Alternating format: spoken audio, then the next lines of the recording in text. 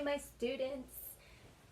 How are you today? I hope you are doing well on this Wednesday. I am here to continue our reading into our next chapter here with Tank and Sadie. They have been quiet for the last little bit, but I bet as soon as we start story time, they're going to get a little bit antsier or something, I bet. That's how it typically goes now with story time. Well, Sadie's usually pretty still, but we are going to go ahead and continue reading where we left off. I'm wearing my reading shirt. Reading is an adventure that never ends, which is so true. The more you read, the more adventuring you get to do along with the characters that are in your story. Yesterday I was the queen witch from the story. So today we are in chapter 6, Into the Forest, and we left off with all 4 siblings running into the wardrobe because the what is she called? Mrs. McCready was giving a tour around the house and they wanted to hide out of the way. So they hide into the wardrobe, and that's where we're at. So where do they end up? What's going to happen if they all end up in the land of Narnia? So, Into the Forest is our next chapter. I'm going to try and get a little bit more comfortable here. I need an extra pillow. Prop the pillows, your reading pillows, right? Have your reading pillows ready. Make it a little bit more of an enjoyable experience, right? So, let's read. I wish the McCready would hurry up and take all these people away, said Susan presently. I'm getting horribly cramped. And what a filthy smell of camphor, said Edmund. I'm not for sure what camphor is. I'm going to have to look that up later. C-A-M-P-H-O-R. Filthy smell of camphor, said Edmund. I expect the pockets of these coats are full of it, said Susan, to keep away moths. There's something sticking to my back, said Peter. And it isn't cold, said Susan. Now that you mention it, it is cold, said Peter. And hang it all, it's wet too. What's the matter with this place? I'm sitting on something wet. It's getting wetter every minute. He struggled to his feet. Let's get out, said Edmund. They've gone. Oh, said Susan suddenly. Then everyone asked her what was the matter. I'm sitting against a tree, said Susan. And look, it's getting light over there. By Jove, you're right, said Peter.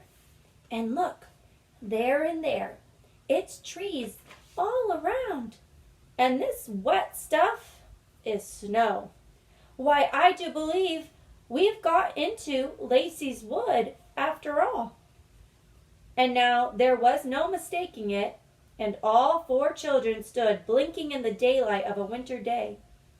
Behind them there were coats hanging on pegs. In front of them were snow-covered trees. Peter turned at once to Lucy. I apologize for not believing you, he said. I'm sorry. Will you shake hands? Of course, said Lucy, and did. And now, said Susan, what do we do next? Do, said Peter. Why, go and explore the wood, of course. Ugh, said Susan, stamping her feet. It's pretty cold. What about putting on some of these coats? They're not ours, said Peter doubtfully. I am sure nobody would mind, said Susan. It isn't as if we wanted to take them out of the house. We shan't take them even out of the wardrobe. I never thought of that, Sue, said Peter.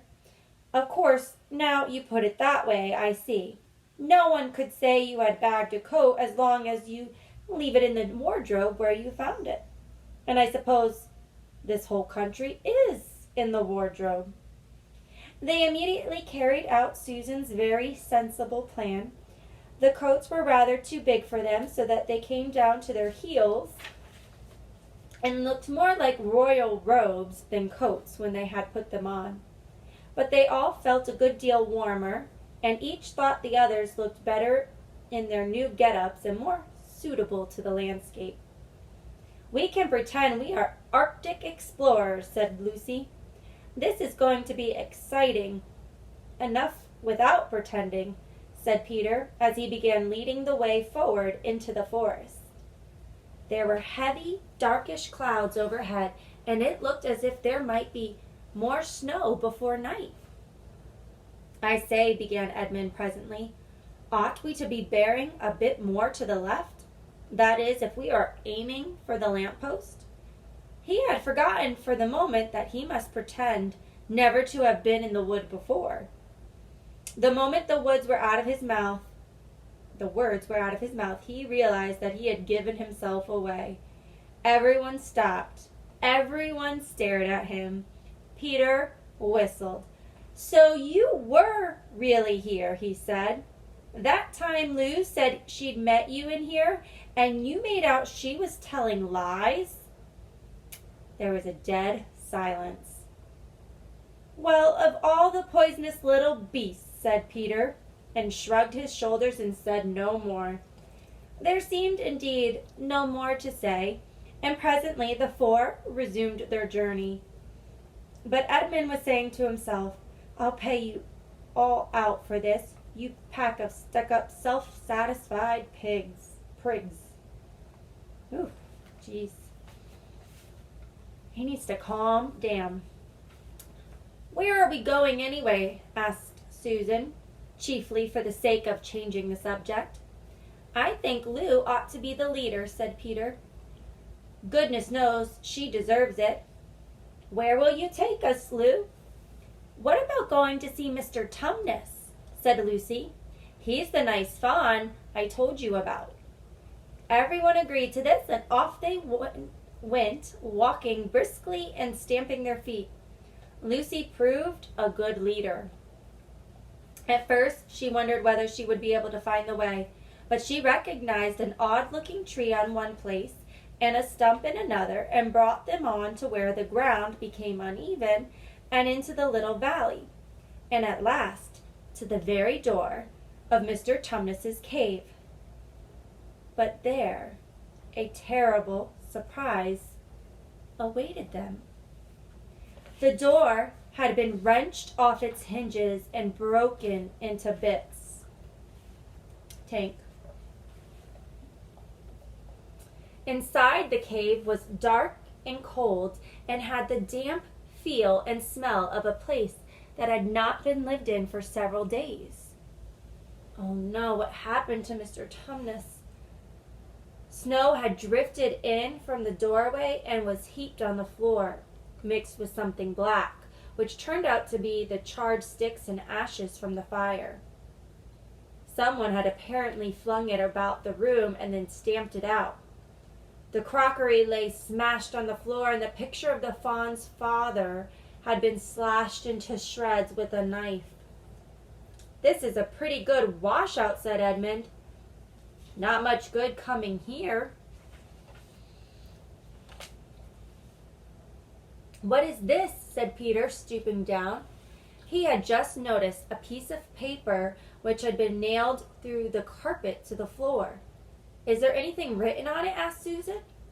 "Yes, I think there is," answered Peter, "but I can't read it in this light. Let's get out into the open air." They all went out in the daylight and crowded round Peter as he read the following words.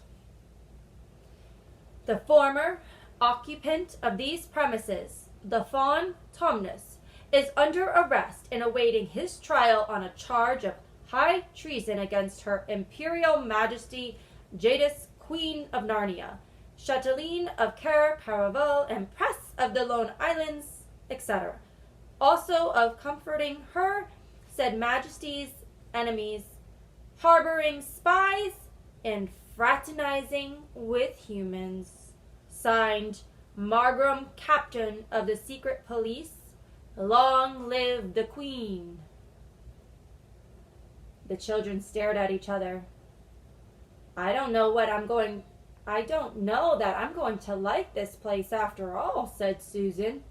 "Who is this Queen?" Lou, said Peter, do you know anything about her?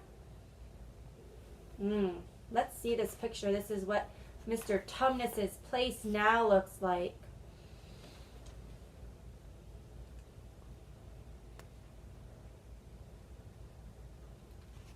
Tank, you want to see?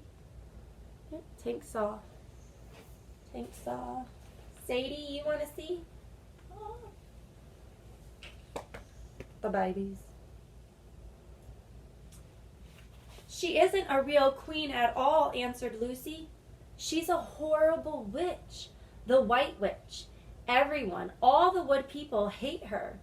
She has made an enchantment over the whole country so that it is always winter here and never Christmas. I wonder if there's any point in going on, said Susan. I mean, it doesn't seem particularly safe here, and it looks as if it won't be much fun either. And it's getting colder every minute, and we've brought nothing to eat. What about just going home? Oh, but we can't, said Lucy suddenly. Don't you see? We can't just go home, not after this. It is all on my account that the poor fawn has got into this trouble. He hid me from the witch and showed me the way back. That's what it means by comforting the queen's enemies and fraternizing with humans. We simply must try to rescue him. A lot we could do, said Edmund, when we haven't got anything to eat. Shut up, you, said Peter, who was still very angry with Edmund. What do you think, Susan? I've a horrid feeling that Lou is right, said Susan. I don't want to go a step further, and I wish we'd never came. But I think we must try to do something for Mr. whatever his name is. I mean the fawn. That's what I feel too, said Peter. There Tank goes, stretching away. Sit down for story time. Sit.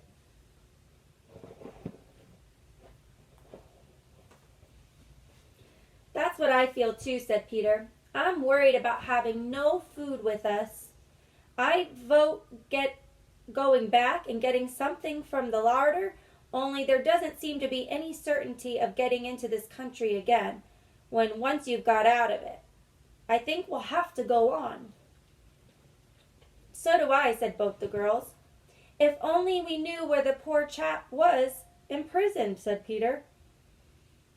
They were all still wondering what to do next when Lucy said, Look, there's a robin with such a red breast. It's the first bird I've seen here. I wonder, can birds talk in Narnia? It almost looks as if it wanted to say something to us. You think it can talk? Let's see. Then she turned to the robin and said, Please, can you tell us where Tumnus the fawn has been taken to? As she said this, she took a step toward the bird. It at once flew away, but only as far as to the next tree. There it perched and looked at them very hard as if it understood all they had been saying. Almost without noticing that they had done so, the 4 children went a step or 2 nearer to it. At this, the robin flew away again to the next tree, and once more looked at them very hard. You couldn't have found a robin with a redder chest or a brighter eye? Do you know, said Lucy, I really believe he means us to follow him. I've an idea he does, said Susan. What you think, Peter? Well, we might as well try it, answered Peter. The robin appeared to understand the matter thoroughly. It kept going from tree to tree, always a few yards ahead of them, but always so near that they could easily follow it. In this way it led them on, slightly downhill.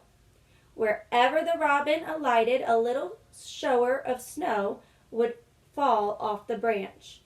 Presently the clouds parted overhead, and the winter sun came out, and the snow all around them grew dazzlingly bright. They had been traveling in this way for about half an hour with the two girls in front when Edmund said to Peter, "If you're not still too high and mighty to talk to me, I've something to say which you better listen to." "What is it?" asked Peter. "Hush, not so loud," said Edmund. "There's no good frightening the girls." "But have you realized what we're doing?" "What?" said Peter, lowering his voice to a whisper. "We're following a guide we know nothing about. How do we know which side that bird is on?" "Why shouldn't it be leading us into a trap?" "That's a nasty idea. Still, a robin, you know, they're good birds in all the stories I've ever read." "I'm sure a robin wouldn't be on the wrong side." "If it comes to that, which is the right side? How do we know that the fawns are in the right and the queen, yes, I know we've been told she's a witch, is in the wrong? We don't really know anything about either. The fawn saved Lucy." "He said he did, but how do we know? And there's another thing too. Has anyone the least idea of the way home from here?" "Great Scott," said Peter, "I hadn't thought of that." "And no chance of dinner either," said Edmund. That is the end of chapter 6. Here we have this little robin that they are following.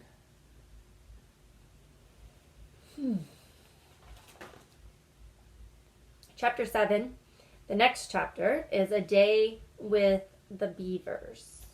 So they're going to be continuing on their walk in the land of Narnia, following this bird, I guess. And we will see tomorrow where this continues. Is the robin going to be leading them to danger, or maybe leading them to the fawn? Are we going to find out who's really on the right side of things? The good. So, I hope you enjoyed today's reading. I did. It was a nice little break in the afternoon. I think Tank and Sadie did a good job today. Tank sat still for most of our story, and Sadie's over here enjoying it. All right. Well, I will see you guys tomorrow. Have a great day. Miss you always. All right. Talk to you later. Bye.